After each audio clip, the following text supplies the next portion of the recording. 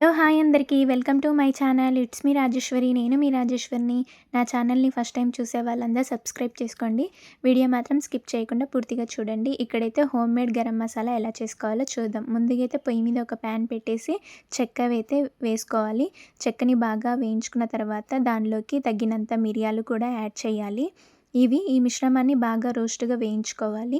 దాని తర్వాత లవంగాలు కూడా తీసుకొని బాగా రోస్ట్‌గా వేయించుకోవాలి. ఈ విధంగా రోస్ట్‌గా వేయించుకున్న తర్వాత దీనిలోకి యాలకులు అంటారు కదా! సో, ఇలాచీని కూడా దీంట్లో వేసుకోవాలి. ఈ విధంగా వేసుకొని వీటిని కూడా ఒకసారి బాగా నీట్‌గా రోస్ట్‌గా కలుపుకోవాలి. ఈ విధంగా ధనియాలు కూడా తీసుకోవాలి. ఇలా ధనియాలు కూడా వేసేసి అవి కూడా బాగా రోస్ట్‌గా అయిన తర్వాత ఈ అన్ని ఇంగ్రీడియెంట్స్ అయితే చాలా క్రిస్పీగా అవ్వాలి. ఇలా రోస్ట్‌గా వేయించుకున్న తర్వాత మనం పొయ్యి ఆపే ముందు దీంట్లోకి అయితే తగినంత జీలకర్ర, తగినంత షాజీరా అంటారు కదా! సో, అది కూడా వేసేసి బాగా రోస్ట్‌గా వేయించుకోవాలి. హై ఫ్లేమ్‌లో పెడితే మాడిపోతాయి. లాస్ట్‌లో ఒక స్టార్ ఫ్లవర్ అంటారు కదా!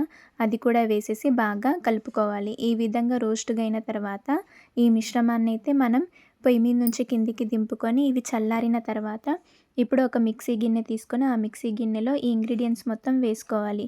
ఇలా చల్లారిన తర్వాత వేసుకొని ఇప్పుడు మూత పెట్టేసి మనమైతే మిక్సీ అయితే పట్టుకోవాలి. ఇలా మిక్సీ పట్టిన తర్వాత వచ్చిన పౌడర్‌ని ఈ గరం మసాలా మనం 1 వీక్ వరకు మంచిగా చక్కగా స్టోర్ చేసుకోవచ్చు. చాలా బావుంటది. మీరు కూడా ఇలా ఒకసారి ట్రై చేయండి.